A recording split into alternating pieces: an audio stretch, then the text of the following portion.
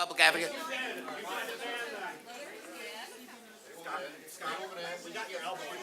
I hope you did. Please stay away from us.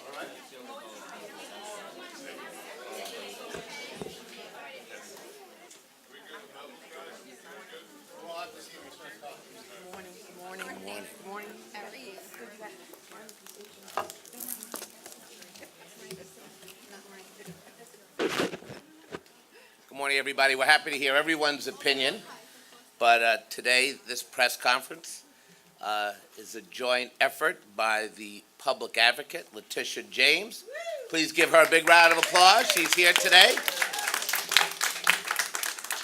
We're also joined by Assemblywoman Linda Rosenthal. And this event is co-sponsored by Congressman Nadler and Senators Adriano Espaillat, Brad Hoylman, Bill Perkins, and Jose Serrano. Give them a round of applause. I also want to acknowledge Daisy Fontanis, the principal of Wadley High School. Phil at Conersburg Queens Tobacco Control Coalition. Mir Ali from the Bangladeshi American Advocacy Organization. Desiree Soto, Tobacco Free Staten Island. And I think the name Patrick from the New York City Smoke Free, Quan from the New York City Smoke Free Coalition. I also want to acknowledge the public health groups that work every single day to keep our families healthy. We want to acknowledge the Campaign for Tobacco-Free Adults, the American Cancer Society's Cancer Action Network, the American Lung Association, the American Heart Association, the American Medical Association, the New York Public Interest Research Group, and the New York State chapter of the Academy of American Pediatrics. Give them all a round of applause. And today we are here with one clear message. Our children's health is not for sale. 18 years ago,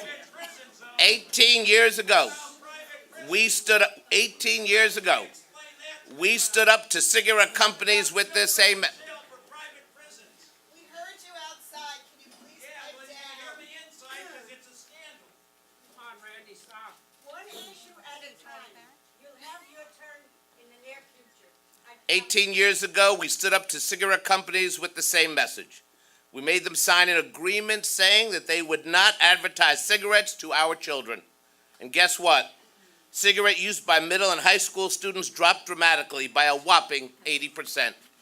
But today, we're seeing the next generation of nicotine use take off like wildfire. E-cigarettes, the new way for New Yorkers to smoke minus the ashtray. E-cigarettes are everywhere. And part of the reason is because these new companies have dug a big tobacco marketing playbook of 50 years ago. Take a look at the ads up here next to me. Looks familiar? They're doing everything cigarette companies were banned from doing 18 years ago. They're sponsoring concerts and sporting events. They're using celebrity endorsements. They're marketing sweet flavors. And they're even using cartoons like Santa Claus to help sell e-cigs. I hate to say it, but their tactics are working. A whopping 70% of American youth have been exposed to e-cigarette advertising. And e-cigarette consumption among kids and teens grew an astounding 800% between 2011 and 2014. 800%. E-cigs are the gateway to cigarettes. Those same cigarettes that in 2016 remained the leading preventable cause of death in America. We have to put a stop to this trend now. We don't yet know how drastic the health impacts of e-cigarettes will be, and we can't take such a dangerous risk. Not when we know how damaging nicotine is to our children's developing brains. Not when we know how enormous a toll widespread tobacco use took on communities across the country. We have an obligation to learn from the past. We need to apply the same rules that applied to cigarettes to e-cigarettes. So today, we are demanding strong federal regulation of e-cigarettes and calling on the Food and Drug Administration to regulate e-cigs like other tobacco products. We're demanding that the federal government investigate whether e-cig marketing violates existing laws, and if it does, to hold the guilty companies accountable. That means no marketing to children, period. We are demanding no marketing to children. If these tobacco-type companies have any sense of fairness, they will leave the children alone. Because we're not going to stand by and watch another generation get hooked on nicotine. Now let's stand together and say no to e-cigs for kids. Are you with me?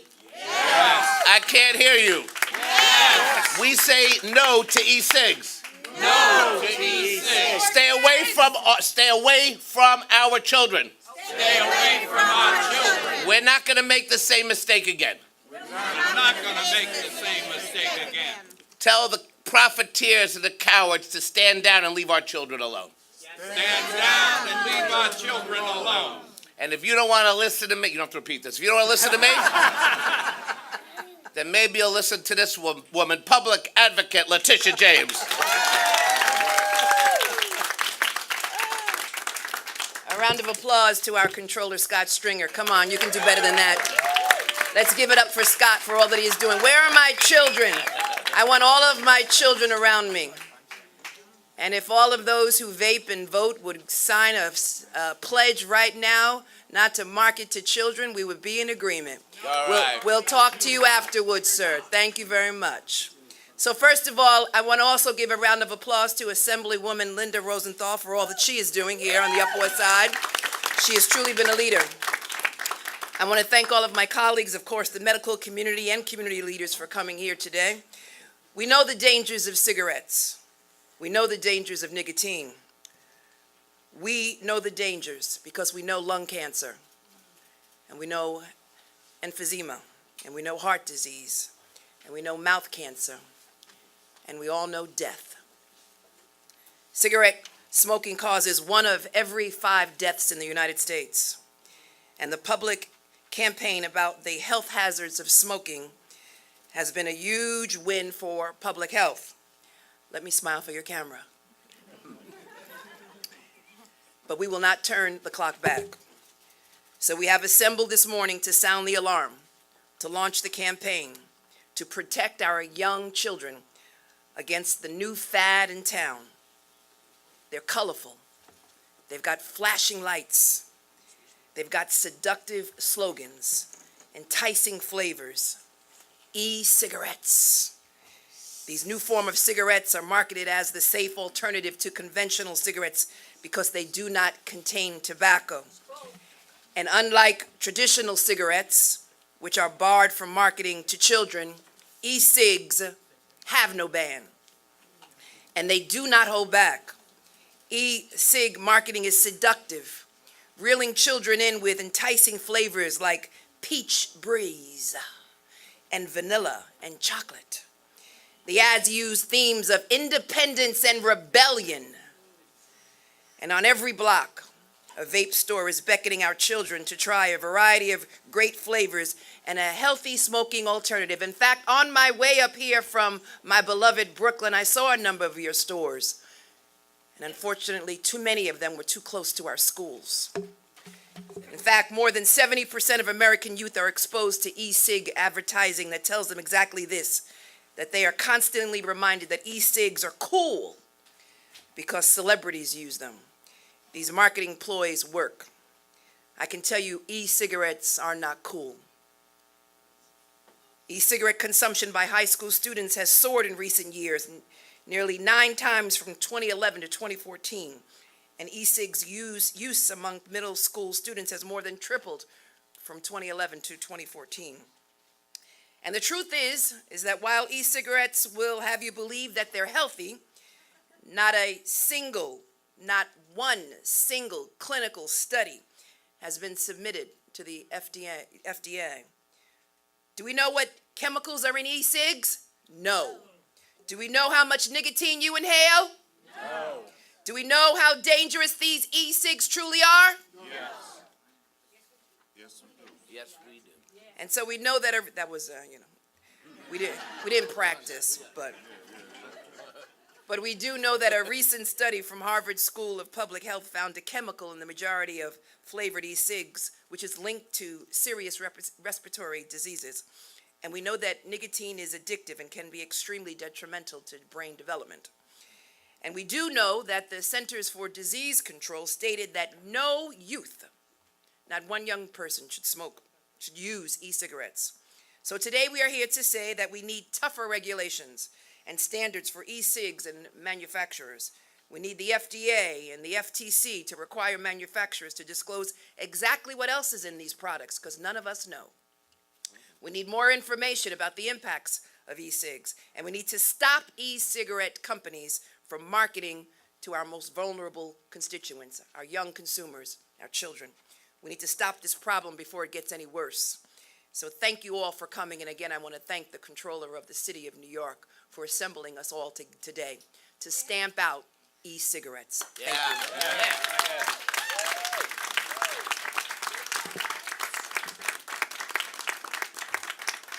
Thank you very much. Thank you very much, New York City Public Advocate Letitia James, for speaking truth to power. And now we want to call up a legislator who took her fight to Albany and won.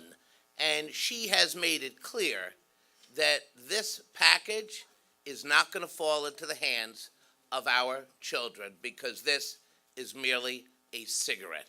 Ladies and gentlemen, let's call up Assemblymember Linda Rosenthal. Thank you, Comptroller Stringer, Public Advocate Tish James, Patrick Kwan, and everybody here. I'm Assemblymember Linda Rosenthal. I represent the Upper West Side, parts of Hell's Kitchen. And in 2012, I got involved in the e-cigarette issue when I discovered there were no laws banning their sale to minors in New York State. So that year I introduced a bill, it became law, and e-cigarette sales are banned to minors. Now, I found it unconscionable that we were allowing kids access to something we knew so little about. In 2014, I passed a law banning the sale of liquid nicotine to minors and required child-resistant packaging on liquid nicotine vials. Now, all that is wonderful. It's great strides ahead. However, why are advertisements being directed at our children, especially here in New York State, when it's illegal for them to buy e-cigarettes? Now, you know, the popularity of e-cigarettes is a direct reflection of the fact that they are much like cigarettes in the 70s and 80s, totally unregulated. Companies are permitted to advertise e-cigarettes on TV, on the radio, in magazines. They use slick ads featuring B or C celebrities in cool clubs to make e-cigarettes look cool and attractive to young people. The fact that e-cigarettes can also be used almost any place, except in New York City, including indoors, makes them more accessible and more dangerous. Now, e-cigarettes, we don't know what's in them. Many of them come from overseas. We don't know what chemicals are in them. We do know, because Roswell Park Cancer Institute in Buffalo has shown that e-cigarettes expose their users to carcinogens and other dangerous chemicals, including nicotine, formaldehyde, and acrolein, which is a pesticide.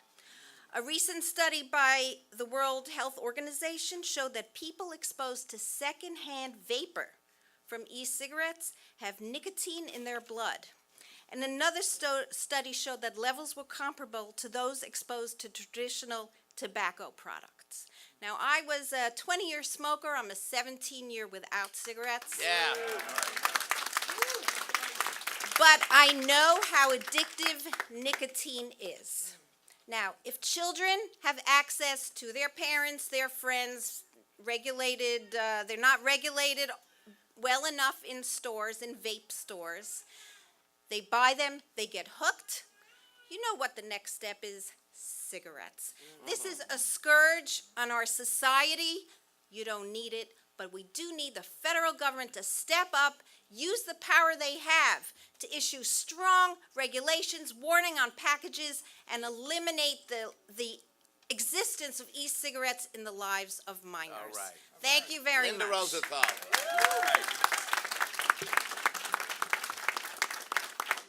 And from the New York State Senate, because this is going to be a road going to Albany, State Senator Brad Hoylman. Thank you. Thank you. Thank you, Comptroller Stringer. I'm State Senator Brad Hoylman. I represent part of the Upper West Side of Manhattan, and I'm so glad to be here with my colleagues in government, namely for the leadership of the Comptroller and our public advocate. Thank you so much. Another round of applause for everything they're doing. And my colleague, Assemblywoman Linda Rosenthal, for her path-breaking leadership on this issue at Albany. A round of applause for her. Thank you. I'm here with my most important constituent, my 5-year-old daughter, Sylvia. And this issue is so important to me, as I know it is to the Comptroller, because we really want to protect the next generation of New Yorkers from big tobacco. It is no surprise that big tobacco is targeting them with flavors of e-cigarettes like gummy bears and bubble gum. And let me tell you, she likes gummy bears and she likes bubble gum, but she should not have them in e-cigarettes. And no kid should be tricked into vaping with these types of flavors and these types of attractions. So I'm very, very grateful to the Comptroller for leading this issue. The FDA and the FTC need to act now, before it's too late, and before the next generation of Americans are hooked on nicotine. Thank you so much. Glad to be here. Thank you so much. Thank you. And all the way from Brooklyn, Councilmember Vinnie Gentili. Thank you, Mr. Comptroller. I come to you from the beautiful borough of Brooklyn. It is. Bay Ridge, Brooklyn. All right. And I come to you today to show my support to the Comptroller and to the Public Advocate and the call for the FDA and the FTC to do better regulation on e-cigarettes, and to congratulate the members of the state legislature for all they have done. Certainly we see that without regulation, big business will target our children, and that is something that has been shown over and over and over again. So I'm here to support this effort, and as we go forward, we also need to be cognizant of the other elephant that's in the room. And that other elephant also offers smoke by the name of orange passion and of violet blue and things of that nature. And that is indoor smoking of shisha. And that indoor smoking, whether it's combined with illegal tobacco or not, is dangerous to those who smoke. And those who are smoking are young teenagers. And yes, and that is something we will, in the City Council, are moving forward on, and I'd ask your support on that kind of legislation also. So congratulations today. Let's move forward on this. Thank you. And another leader for keeping our kids safe is the Manhattan Borough President, Gale Brewer.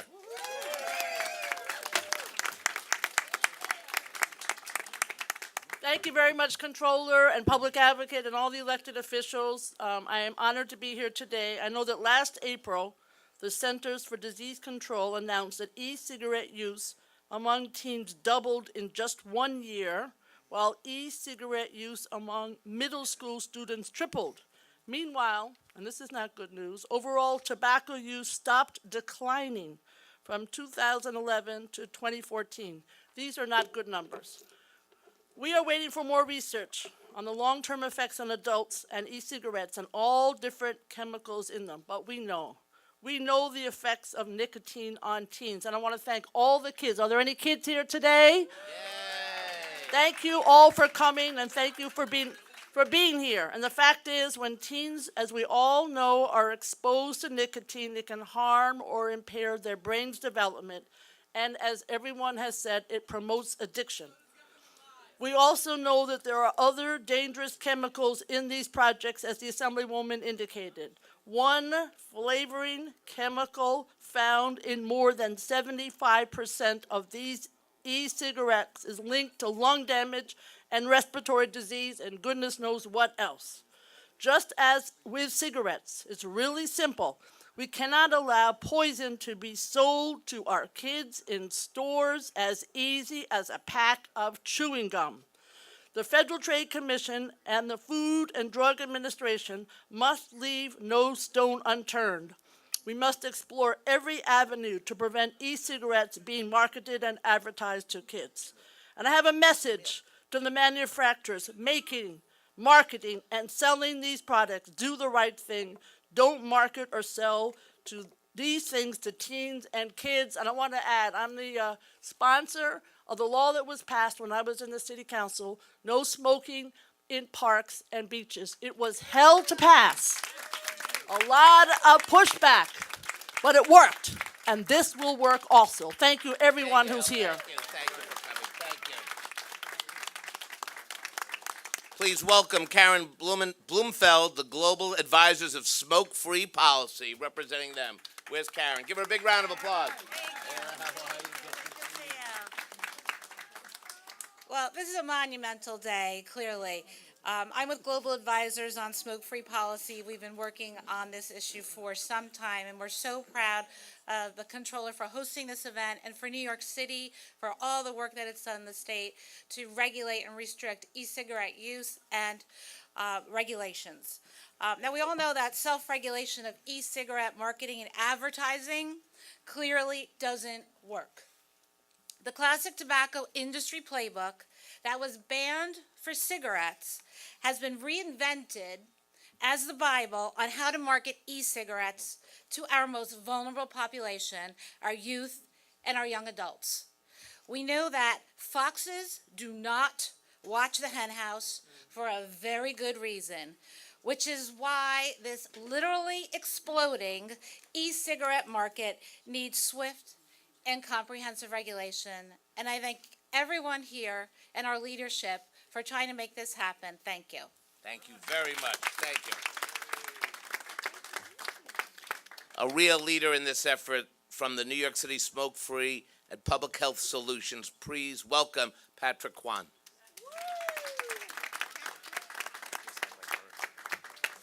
Thank you, Comptroller. My name is Patrick Kwan. I'm the director of NYC Smoke-Free at Public Health Solutions. What we do know is that candy bars and tobacco products like e-cigarettes and hookah and cigarettes don't belong together. And unfortunately, what we do see is that at stores that are right around the corner from many schools and playgrounds around New York, they are sold side by side. And this is unacceptable, and a lot of these displays of tobacco products, including e-cigarettes and hookah, are really some of the last avenues that marketers are able to target our young people, including our teenagers. The latest CDC National Tobacco Survey found that in just 1 year, the use of e-cigarettes have tripled amongst teenagers, and the use of hookah has doubled.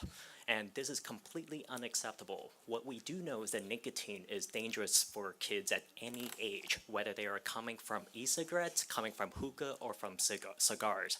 And this is something that we need to do more on. It's not only a call for, a call for concern, but it's also a call for action to further limit the marketing and access of tobacco products for young people. Thank you.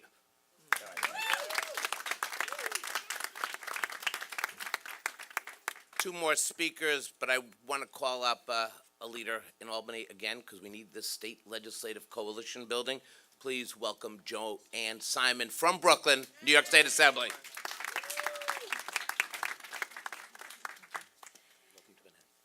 Thank you. Thank you. I understand. I've been given a passport to come here to Manhattan today to join you, and I am very grateful to the City Comptroller and former Manhattan Borough President and the current Manhattan Borough President for issuing that passport. So thank you.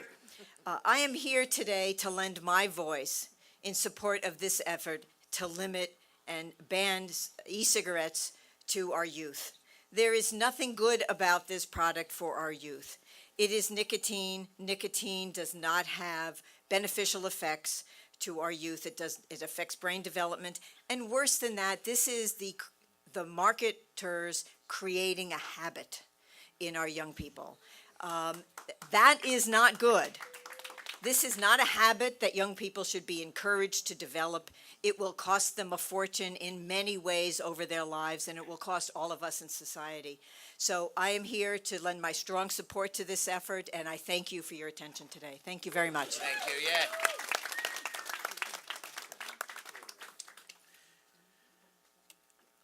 Last but certainly not least, perhaps our most important speaker is a parent and the CB9 Youth Education Committee Chair. Please welcome Judith Insel.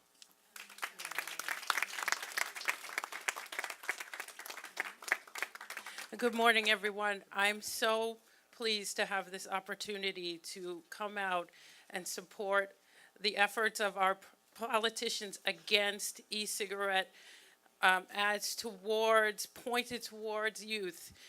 We in West Harlem have issues that are multitude of issues for our youth. And as far as exposing them to harmful drugs and any consequences of harmful issues whatsoever is of great consequence to our community in general. The community of New York City, which has a huge population of teenagers, I being the parent of a 13-year-old and a 15-year-old, middle school and high school students, are very concerned. We are all concerned that these children are being exposed to something that looks attractive, that looks fun, and that looks engaging to them as students and community members. I know that our teenagers, some of who are here, are deadly against having this marketed towards them and their peers. So I thank all of the politicians, Comptroller Stringer, and everyone that is making the effort to make sure that our advertisements are not geared towards the most vulnerable people in our communities. It is our responsibility as adults to make sure that we stand up and make sure that these advertisements are not geared towards our most vulnerable. I'm so happy to be able to come up here as a parent and a representative of communities in the uptown neighborhoods, and I thank you for your efforts.